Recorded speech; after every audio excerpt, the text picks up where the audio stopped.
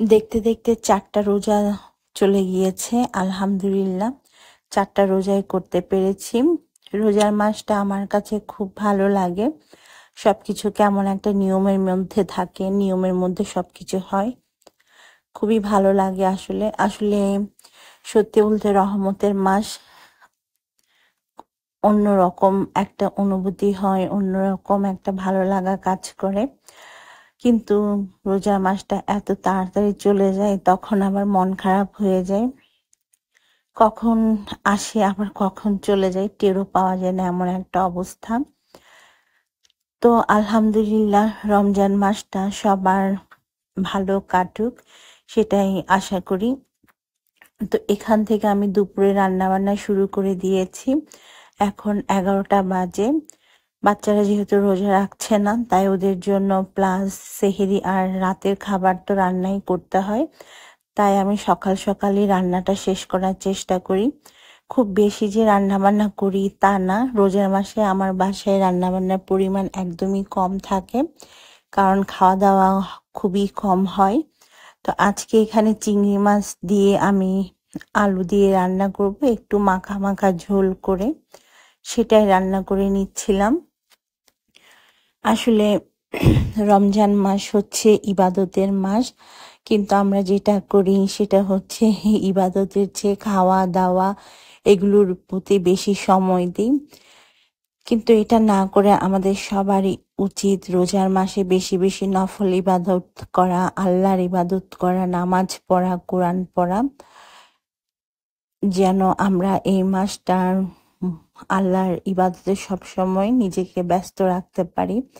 সংসারে তো অনেক ধরনের কাজ থাকবে, কিন্তু কাজের ফাঁকেই আমরা যেন সবসময় আল্লাহর ইবাদত করতে পারি, নফল ইবাদতগুলো করতে পারি, সেদিকে অবশ্যই আমাদের সবারই মনোযোগী হতে হবে।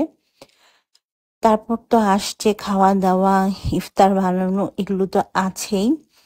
এগুলো জীবনের একটা পার্ট, এগুলো বাদ দেওয়া যাবে না, তাই না?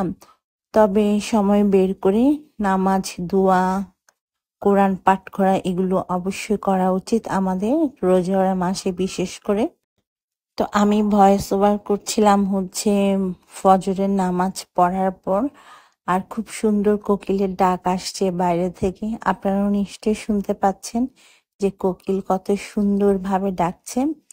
আসলে সকালবেলা ঘুম থেকে উঠলে বোঝা যায় সকালটা কতটা সুন্দর। সুবাহান আল্লাহ। আমরা তো আসলে এই সুন্দর সকালটা দেখতে পারি না, অলওয়েজ মিস করি। কিন্তু খুব ভোরে যারা উঠেন তারা দেখতে পান যে সকালটা আসলে কতটা সুন্দর, কতটা মধুময়। কেমন যেন একটা ভালো লাগা কাজ করে যখন আপনি ভোরে ঘুম থেকে উঠবেন, হাঁটাহাঁটি করবেন, খুব ভালো লাগে আসলে। তো আমার রান্না শেষ হয়ে গিয়েছে, একটাই রান্না করেছি শুধু। আসলে রোজা রেখে এত রান্না বান্না করতে ইচ্ছা করে না আমার। তো এদিক থেকে আপনাদের ভাইয়া অফিস থেকে আসার সময় বাচ্চাদের জন্য টুকটাক খাবার আর ফল নিয়ে এসেছে। তো আমি আর ওয়াফি মিলে সেগুলোই বের করছিলাম। ওয়াফি আমাকে হেল্প করছিল বের করার জন্য। তো রোজাতে ভাজা পোড়া খাওয়ার চাইতে সবচেয়ে বেশি খাওয়া উচিত আসলে ফ্রুটস। এতে করে আমাদের শরীরের জন্য ভালো। আমরা সেটা না করে বেশি করে ভাজা পোড়াই খাই। আমার বাসাতেই তো খুব ভাজা পোড়া খাওয়া হয়। যেমন আপনাদের ভাইয়া কিন্তু ভাজা পোড়া এগুলো ছাড়া ইফতার করতেই পারে না, ওর এগুলো চাই চাই। যার কারণে পুরো 30টা রোজায় আমার হচ্ছে ছোলা, পেঁয়াজু, বেগুনি, আলুর চপ এগুলো বানাতে হয়। কিন্তু আমাদের উচিত এগুলো অ্যাভয়েড করে আসলে একটু হেলদি ফুডগুলো খাওয়ার চেষ্টা করা ইফতার আর সেহরিতে আর কি। তো আমি তরমুজ কেটে নিচ্ছিলাম, এদিক থেকে ওয়াফি ওয়াসি ওয়েট করছিল, ওরা এখন তরমুজ খাবে। আর তরমুজগুলো খুবই মিষ্টি ছিল, আমরা ইফতারের পর খেয়েছি। ছোট হলেও তরমুজটা বেশ মজার, মিষ্টি। তো আমি পুরাটা তরমুজ কেটে ফ্রিজে রেখে দিব। এখন অলরেডি 4টা বেজে গিয়েছে, একটু পরেই আমি ইফতার বানানো শুরু করব, না হয়তো দেখা যাবে সময়ের সাথে কুলাতে পারবো না। আর এবার আমি প্রতিটা দিনই লেট করি, ইফতারের টাইমটা চলে যায় এমন একটা অবস্থা। খুব তাড়াহুড়া হয় আমার ইফতার রেডি করতে। কেন জানি সময়ের সাথে পারিই না। আমি ৪টা ৪:৩০টার দিকে কিন্তু সবকিছু রেডি করে ইফতার বানাতে যাই। তারপরে হচ্ছে লেট হয়ে যায় প্রতিদিন ইফতার বানাতে।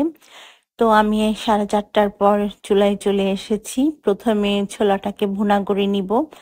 আর আমি এখন একটু শর্টকাট ভাবে সবকিছু করে, যেহেতু রোজার মাস, আসলে এত সময় নিয়ে রান্নাবান্না করতে ইচ্ছা করে না। শর্টকাটের মধ্যে সবকিছু সেরে নিই আমি। তো সবকিছুর মশলাপাতি একটা বাটিতে করে নিয়ে পানি দিয়ে ভিজিয়ে রেখেছিলাম। তো এখন সেটা হচ্ছে তেলের মধ্যে দিয়ে দিলাম। সাথে 2টা আলু ছোট করে দিয়েছি, আমি সেদ্ধ করে ছোট করে দিয়েছি আর কি, ছোলা ভুনার জন্য।